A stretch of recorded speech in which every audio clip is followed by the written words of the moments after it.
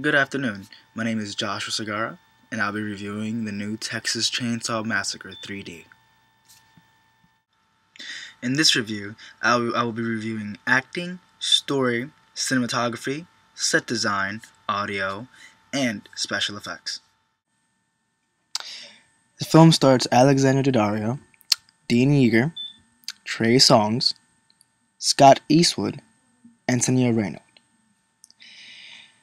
My biggest problem was not the acting itself, but the storyline and plot.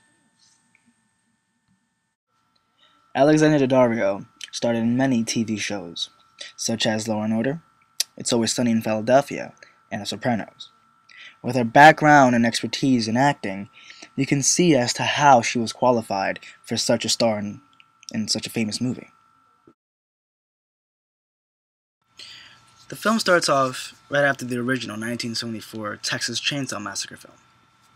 It takes place a couple of minutes after, and the citizens who were terrorized by Leatherface and his family come and take matters onto their own hands and destroy Leatherface's family. And ultimately, they kill them. From there, they fast forward a couple of years, and they find out that Leatherface was indeed not dead. And they also find out that there was one female who happens to be Leatherface's cousin who survived as well. With that being said, the cousin receives all the fortune and the inheritance of Leatherface's sister, who was the female's aunt. So she goes with her with her college buddies, and she makes herself a home. Then they encounter Leatherface, and the classic slasher film. He starts massacring everybody, but the director has a distinct way of doing something that I found very interesting.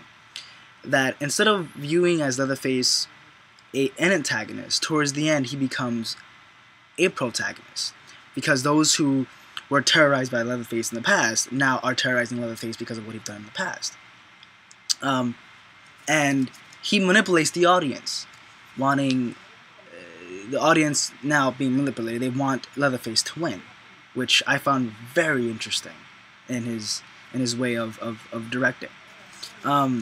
That being said, I believe that the story, though, it was very choppy, because in my opinion, slashers shouldn't be considered protagonists. In no way, shape, and form. Throughout the whole movie, I wanted him to die. I wanted him to reap his rewards, despite the fact that he was being bullied. I honestly believe that it served him right. But yet, everybody else wanted Leatherface to win because they felt sad for him. The special effects in this movie were interesting. Yes, they used a smaller budget for this movie compared to the previous remakes of 2003's. But if you like the standard gore and blood and how well a person's guts looks on the big screen, then this movie is just for you. Now, the audio was okay. I'd say the music is what added the suspense to the entire movie. When it comes to the dialogue, there really isn't much to dwell upon on the dialogue, whereas this is a slasher film. All you have to keep a lookout is how well Leatherface can cut his victims up. It was really less dialogue, not too much. It wasn't really important. It's just how well the murders were in this movie. The cinematography was interesting in this movie. They found a way to pan the camera more so on Leatherface, giving him more screen time. This would not only add on to the grotesque nature of his daily routines, but it gave the audience a more personal look into Leatherface's more personal life, thus showing us a way or a side of Leatherface that's never been done before in history.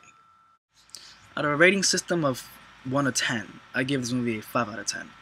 Simply because, as I said before, in my personal opinion, a slasher should not be considered as a protagonist.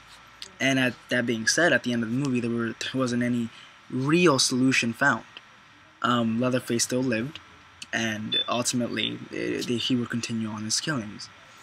Well, you have it. That's my review for the movie of Texas Chainsaw Massacre 3D.